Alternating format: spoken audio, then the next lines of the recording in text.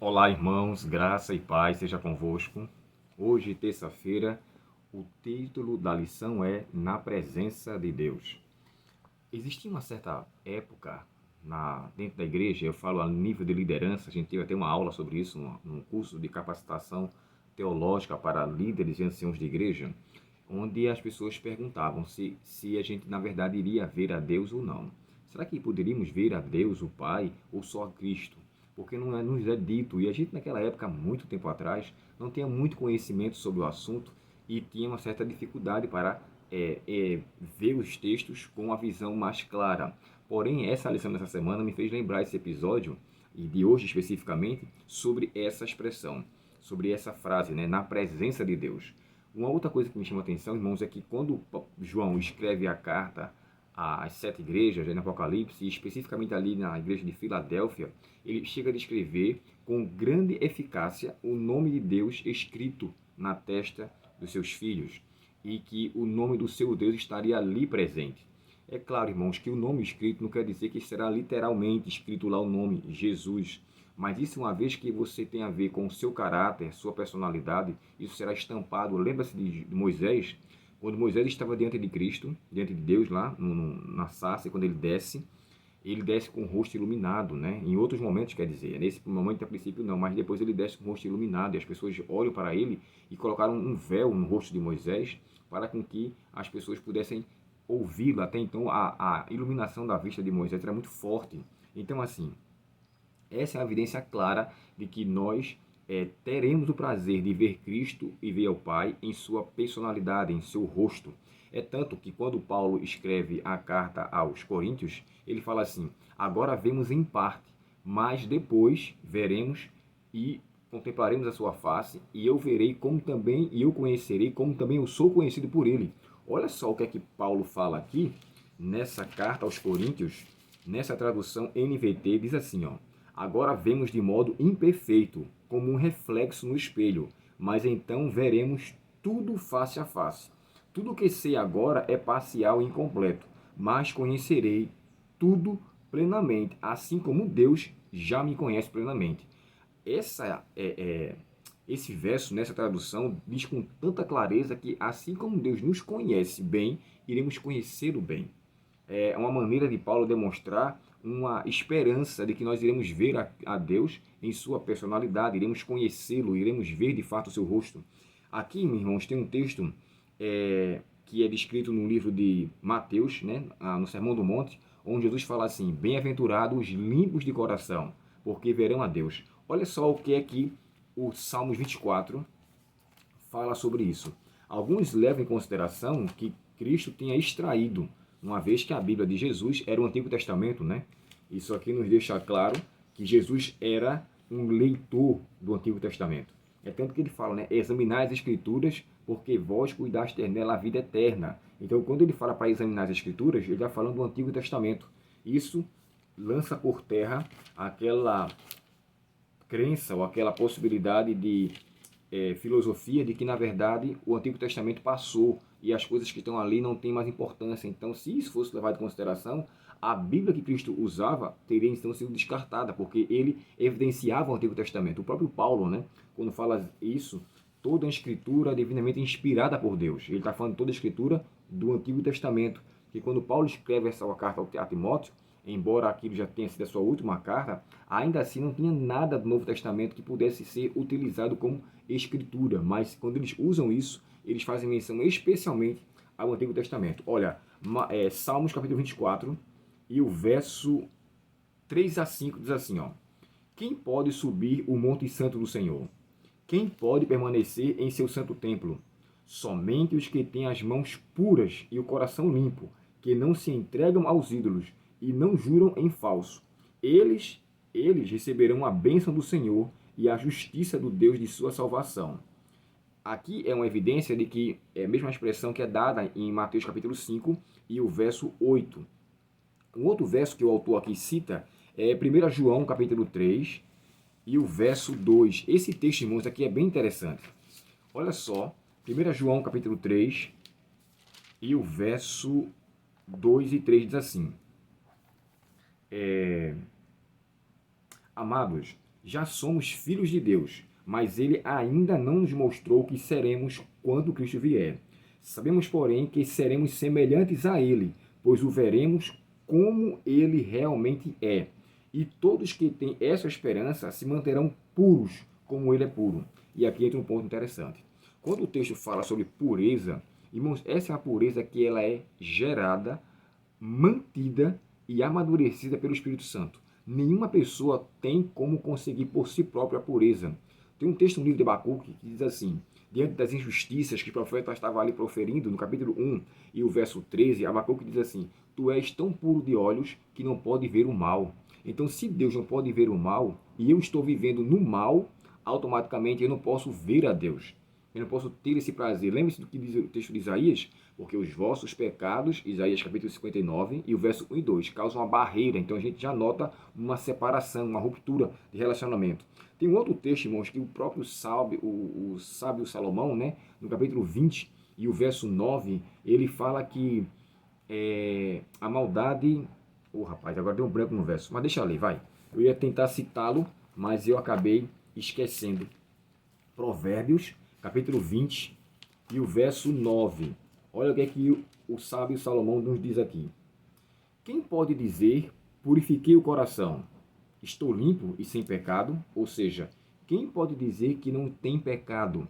Aqui todos somos impuros. Por mais que nós confessemos nossos pecados, por mais que nós abandonemos, ainda somos impuros, porque a natureza está em nós. É por essa razão que o texto de João 1, verso 9, fala de duas etapas de santificação, que eu posso dizer assim. Duas etapas que eu quero dizer é um processo, né, que faz parte da santificação. Melhor dizendo, quando fala assim: se confessar os vossos pecados, ele é fiel e justo para perdoar, o perdão é imediato, e purificar. A purificação é futura. Se nós vivemos uma vida de perdão, arrependimento, confissão e perdão, nós estamos buscando a purificação. E quando Cristo voltar, essa pureza de fato será realizada. E nós poderemos estar enquadrados aqui na bem-aventurança de Mateus 5, verso 8. Bem-aventurados limpos de coração, porque verão a Deus. Então, essa limpeza, ela é feita. A purificação é no futuro. Então, aqui nós entendemos, irmãos, que nós iremos ter o prazer de ver a Deus quando Ele voltar. Para isso, é necessário que a pureza seja mantida todos os dias, evitando olhar o que é mal, como tem um texto no livro de Salmos, né, 103, quando diz assim: tu és tão... rapaz, Salmo 103... Vou ter que filar de novo. Eu estou tentando dizer aqui o Salmo, mas deixa eu ver aqui. Salmos, capítulo 100... Perdão, é 101 e o verso 3. Eu estava dizendo 103. 101, verso 3 diz assim, ó: não olharei coisa alguma que seja mal e vulgar. Odeio os que agem de forma desonesta. Não terei nada a ver com eles. Esse aqui é o Salmo 101. Agora,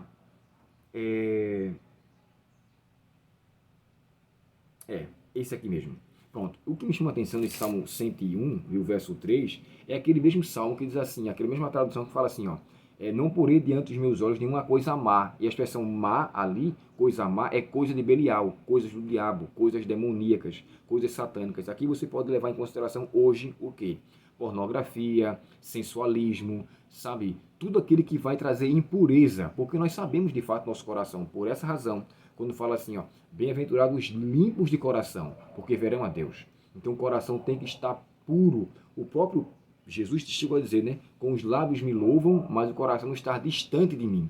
O nosso apelo, irmãos, hoje é que a gente busque essa pureza, busque esse processo de santificação através do trabalhar do Espírito Santo em nossa vida. Se eu não levar em consideração isso, não adianta. Se eu continuo assistindo pornografia, se eu continuo trajando roupas indecentes, se eu continuo falando de maneira, como é que eu posso dizer, falando de maneira subjetiva ou dissimulada ou com má intenção, embora demonstre uma boa ação, isso tudo compromete a minha pureza. É lógico, irmãos, que essa pureza tem que ser vista à luz de Deus e não à luz do ser humano. Essa pureza só é encontrada em Cristo, né? Quando a gente busca Ele, o Espírito Santo molda o nosso coração e nele possamos dizer que estamos purificados. Embora que o texto de Provérbios fala assim: quem poderá dizer estou livre do meu pecado? Não, não estamos. E o próprio texto de João fala que aquele que diz que não tem pecado se faz mentiroso.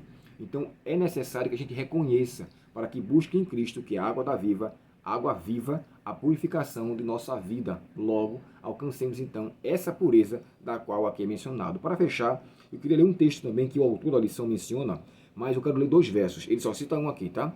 1 Pedro, capítulo 3, e presta atenção aqui nesse verso 22 e 23. Está no rodapé da lição de escola sabatina. Olha só. 1 Pedro, capítulo 3, e o verso 22 e 23 aqui diz assim. Perdão, é 1. Hoje tá bom, né? Eu tô aqui um show de erro. A cabeça está ainda um pouco doendo. Ontem estava doendo muito, muito, muito. Graças a Deus deu uma diminuída, mas ainda está doendo. Olha só, capítulo 1 e o verso 22 e 23 diz assim. Pois vocês nasceram de novo. Perdão. Uma vez que vocês foram purificados de seus pecados, quando obedeceram à verdade, tenham como alvo agora o amor fraternal, sem fingimento. Amem uns aos outros sinceramente, de todo o coração, pois vocês nasceram de novo, não para uma vida que pode ser destruída, mas para uma vida que durará para sempre, porque vem da eterna e viva palavra de Deus. Aqui o autor está endossando, inclusive o próprio Pedro, que a pureza de coração vem através de uma submissão à palavra de Deus. Como diz, né? Santifica-o na verdade, a tua palavra é a verdade. Então só se consegue santificação por uma submissão e obediência à palavra de Deus. É nessa forma que alcancemos o que aqui está descrito, obedecendo a Deus pela sua palavra, através de sua palavra, obedecendo a Ele a sua palavra e deixando ser levado pela pessoa do Espírito Santo. É por isso que eu sempre endosso tanto a maravilhosa pessoa distinta do Espírito Santo. O Deus que está conosco e nos convence do pecado, nos convence da justiça que estamos vivendo e de que haverá um juízo. Que Deus, portanto, irmãos, nos faça ver com seriedade essa maravilhosa presença do Pai. Aqui contemplamos através de como que um espelho, de forma embaçada, mas quando Ele voltar, através do viver de acordo com a sua palavra, sendo santificado pelo Espírito Santo e pela graça de Cristo, alcançaremos a contemplação de ver a face do nosso Pai Celestial. Deus, portanto, te abençoe, conceda a você um ótimo dia em sua presença e que essa presença de Deus seja verdadeiramente real em nossa vida todos os dias. Oremos ao Senhor. Querido Pai Celestial, obrigado, Senhor, pelo dia, pela oportunidade de estarmos vivendo mais uma vez e agora pedimos a Ti, Senhor, a Tua misericórdia para que nos alcance o coração e nos faça ver as coisas com a Tua ótica, de acordo com a Tua palavra, de maneira que possamos nos abster de tudo aquilo que compromete a nossa vida diante de Ti. Dá-nos a Tua bênção, Senhor, perdoa nossos pecados e obrigado pela Tua palavra, te pedimos em nome de Jesus. Amém. Deus muito te abençoe, fique na paz de Deus e até o próximo estudo. Até logo.